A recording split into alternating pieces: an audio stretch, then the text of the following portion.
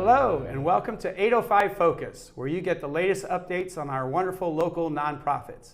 My name is Greg Gorga, your host for today, filling in for the wonderful Cinder Sinclair. My normal job is as Executive Director of the Santa Barbara Maritime Museum. And speaking of museums, we have the wonderful Dacia Harwood with us here today. She is the Executive Director of the Santa Barbara Historical Museum. Welcome, Dacia. Thank you. Thanks for having me, my friend. It's great to have you here. And always a pleasure to see you. We're all friends and colleagues. And so give us the update. Let's start at the beginning. So how did the Historical Museum come about?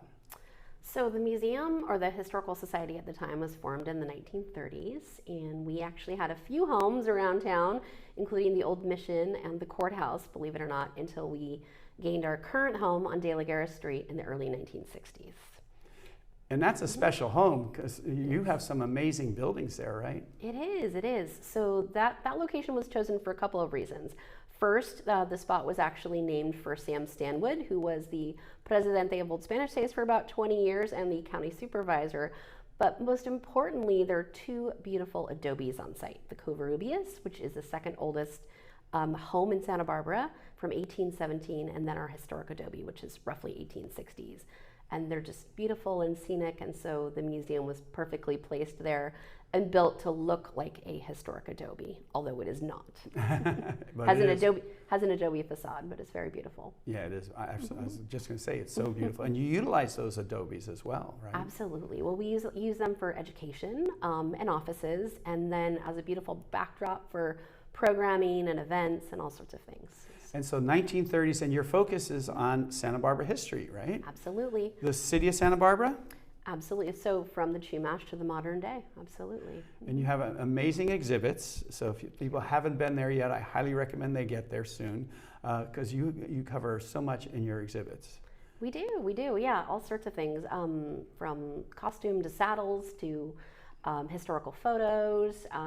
We have a permanent exhibition called The Story of Santa Barbara, and also the Edward Boreen Gallery, who is a wonderful Western artist here in Santa Barbara.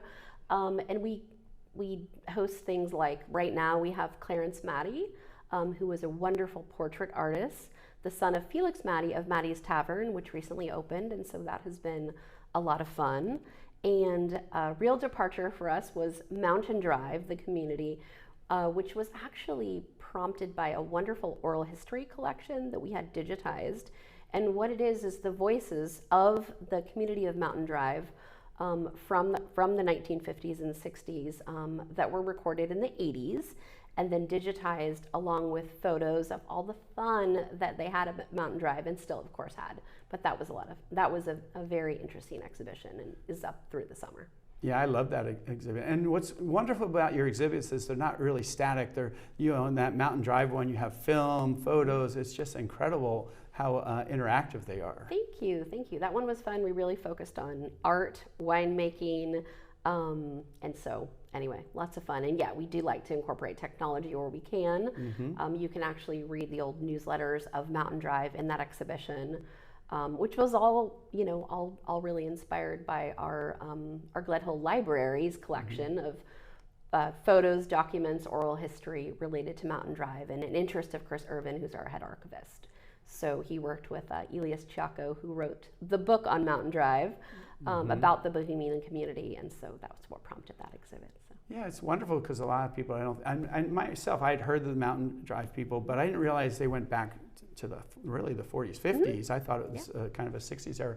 So the other thing about the museum is you're constantly opening new exhibits. So tell us a little bit about what's coming next. Sure. So next up we do two exhibitions at a time, first of all. Next up in our Corner Gallery exhibition, we'll be hosting Project Fiesta. It's a 99 years of photos, actually, and so we really wanted to pay homage to Old Spanish Days history this year through Project Fiesta. And so it'll be something different for us, just really celebrating our photo collection. In addition to that, in that space, in December, we'll be hosting a costume exhibition, showcasing some of the fabulous party wear that the museum has in our collection of roughly 7,000 costumes and clothing in our vault. And then in addition to that, we'll be hosting an exhibition of Edwin Deacon's artwork. which will highlight all of the missions of Alta California. Oh, wonderful. Yeah. And it's lovely because you're right in the middle of Fiesta in downtown, that you tend to always do something around Fiesta because it's such a big part of our history. It's a big part of our history, and the museum has a wonderful collection related to it. Artwork, costume, film, photos, etc. We also do a pop-up exhibition during Fiesta. So at De La Guerra Plaza, we actually have a pop-up exhibit that those wandering around having a great time, experiencing all the performances can actually get a little bit of history while they're out and about. Yeah. Wow. 2 exhibits at a time. I didn't really realize you do that all the time, which I don't know if it's crazy or because those are a lot of work, I am sure. We do. So tell us a little bit about that. How do you put a collection, an exhibit together? I have a wonderful team, and they always have great ideas of not only things that have been given to us over the last many years, but also of just stories coming up. So for example, looking into the future, we'll be commemorating the 100-year anniversary of the Santa Barbara earthquake, which happened in 1925. So we tend to take a look at our collection and also what's relevant at the time. So right now, for example, with the Clarence Mattey exhibition, we really decided to time that with the opening of Mattey's Tavern, as it is something that is beloved in our community, but also there's a lot of interest right now as well. We also have satellite exhibitions. So one at the Hill Creo Adobe, which is about Santa Barbara philanthropists. Mm-hmm. And then we also have an aviation exhibition at the old terminal of the Santa Barbara Airport. Oh, wonderful. Mm-hmm. And those are nice. Permanent satellite exhibitions. Oh, that's great when you can get outside your 4 walls, Absolutely. Right? Our number one goal is to make Santa Barbara history as accessible as possible. And sometimes that's through collaboration, as you know, and it's something that we really strive to do a lot. Yeah, absolutely. And you have a wonderful parties around Fiesta. You're like the first big party at Fiesta. We do an event called La Fiesta del Museo, which is always a really magical evening at the museum and an important fundraiser for us. But wonderful folklorico and flamenco dancers, and just like an opportunity to get dressed up and celebrate the tradition in our beautiful courtyards. Yeah, and support the museum. Absolutely, at the same time, which is really important. Yeah. So you mentioned 7,000 costumes in your collection. So I want our guests to know, our viewers, that so the Maritime Museum, I believe we're a newer museum, but our whole collection is a little bit over 7,000 pieces. So your collection is in the hundreds of thousands. And I don't think our viewers realize how much it takes to maintain a collection like that. You're preserving our local history, but you have to have staff to take care of those items. You have to preserve them, you have to work on them, you have to catalog them, you have to have the equipment to store them properly because you're worrying about humidity, temperature, insects, whatever. It's a big deal. It is a big deal. There's a lot of cleaning and documenting, as you said, and a lot of conservation. It takes a lot of money and experts a lot of the time to really put artifacts on exhibition that have been held in the public trust at the museum, sometimes for over 90 years. And, that's our number one priority, is to preserve this history from, the most simple photograph to the most elaborate piece of artwork in our collection. Absolutely. So with the, for example, the costume collection that you mentioned, that could be anything from hats to shoes to suits to dresses. And, we have flapper dresses from the 1920s, and we have, fabulous suits from, say, the 1960s. It's a really wonderful snapshot of what people were wearing. And I think when you put clothing on exhibit, it really brings to life what those people might have looked like. So for example, in our permanent exhibition, we have a mannequin wearing Anita de la Guerra's wedding dress.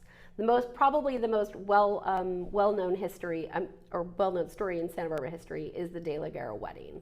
And we have that dress on exhibition. And our students who visit always comment on how tiny she was, first of all, but it really does bring her story to life in this case. So for us, the clothing collection is, of course, very important, but it's all important.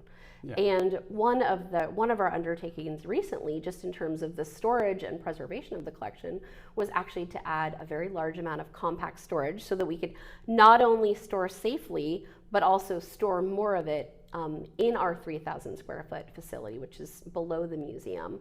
And the most important element there was adding in an HVAC system with dehumidification. And as you know, being that you're at the beach, Greg, we have issues with humidity, of course. And so anyway, but very pleased that we've been able to do that, and just so thankful to the community for all of the many wonderful treasures that they continue to give to us. To preserve that history. Absolutely. And the De La Guerra wedding, to be clear, is the one that's talked about in Dana's book, 2 Years Before the Mass. That is Absolutely. correct. And I am not a clothing person. It's okay. But I have seen those exhibits, and they are amazing. So I enjoy them, and I'm not even, that's not my forte, but they are amazing. And it's nice that you continue to rotate, because you continue to put new things on display. We did, and we love to collaborate. I mean, we did a wonderful saddle exhibition with the Carriage Museum, and just really showcase kind of the breadth of our collection and the stories of Santa Barbara history through those pieces. Absolutely, absolutely. And you also have an amazing library. That is a resource for the community to learn and research our local history. Absolutely. So we have a library on site. It's a non-lending research library, and have had just an incredible team in there over the years. Michael Redman ran the library for over 40 years and continues to be our historian. We have a head archivist now, Chris Irvin, who takes extraordinary care of the collection, but most importantly has been adding so much online access to those pieces between oral history and photos and maps and documents. And it's really fun to pop into the library because we have people researching their homes, their family histories, just all sorts of stories in Santa Barbara. And so it's always interesting to learn about what people are looking for. Oh, absolutely. And Michael Redman is a treasure. He's a treasure. So it's wonderful that he's still there. And every time I've been in that library, I've seen Neil Graffey, Aaron Graffey, Hattie. We have a wonderful group of historians in Santa Barbara that just adds so much flavor and interest and enthusiasm to the stories that we continue to tell. So yeah, we're really lucky. And that's a major resource for them. So that's so nice to make that available. Absolutely. So let's talk about right outside that library is your wonderful courtyard, and you do amazing events there for everybody. I mean, I can't tell you how many people I've talked to who have been married there, their sons were married there, their parents were married there. It's a wonderful, beautiful venue that brings revenue into the museum. It is. I mean, in addition to the fun events that we get to host for our members and guests, and First Thursdays and collaborative performances and things like that, we have this incredible space that we do get to rent out, and it provides really necessary income for the museum's operation.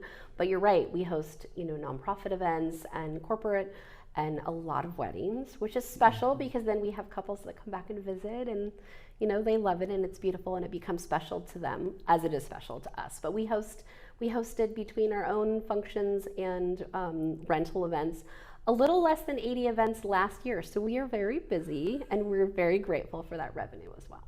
So just so we put that in perspective, because that shocked me, that's 1.5 events a week. And you have a very small staff. I mean, you run a bare bones operation, basically. I do, but they're wonderful and dedicated, and we've just been able to figure out a way to make it work, and be small but mighty, and we're growing as well. We're continuing to provide more and more access, and it's always fun to share the location with others. We have a lot of destination management companies that come in and they bring corporate events from out of the area, and because it is quintessential Santa Barbara, under the string lights of our courtyard at night, it's just magical. It really is magical out there. It is beautiful, and you have parking, which is another bonus in downtown, which is wonderful. So I imagine, like most museums, you utilize volunteers.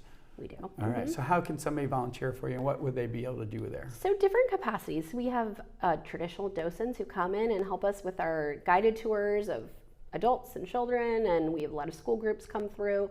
We have library volunteers, so those who come in and actually help with research and cataloging in our libraries. And then we have a lot of event volunteers, and that's just a fun way to come in and maybe, probably like you, Greg, have them help pour wine or greet people or do check-in at an event or something like that. But we have probably 40 active volunteers, and they're wonderful, and so we are so appreciative for the knowledge and really just enthusiasm that they bring to our operation. Yeah, we wouldn't be around without our volunteers. Absolutely. And you have a wonderful store, we do. Which has local items and highlights that. So how can people support you? That's a great question. So I think first and foremost, becoming a member of the museum is a great way to do that. It's, starts at $20 a year for a student and $50 for an individual, and that's very helpful to us. It's also a great way to keep connected to the museum and what we're doing, because then as a member, maybe you're going to hear more about our events and come and support those. Other ways to support, obviously, donations. We always need those for general operations and special projects. And then also next time you're thinking about, a site for an event, or you need an event location for something, think of the museum, because in paying for our location, you are supporting the museum. And all the wonderful things that you do. Absolutely. And we're so lucky because we have a team of just really incredibly dedicated and generous trustees and donors, and then we have a lot of really wonderful clients who come back and back to host events there, and that is so helpful to us. It also makes it so we can continue to be a free museum. So you are free on a daily basis to the public, which is really accessibility nice. is just very important to the museum, and so we've opened our doors, and it is always free. And as a member, you do special things for your members, right? Don't you do lectures and things like that? We do, yeah, we do. Our members get discounted prices to our lectures. They get invited to members-only events.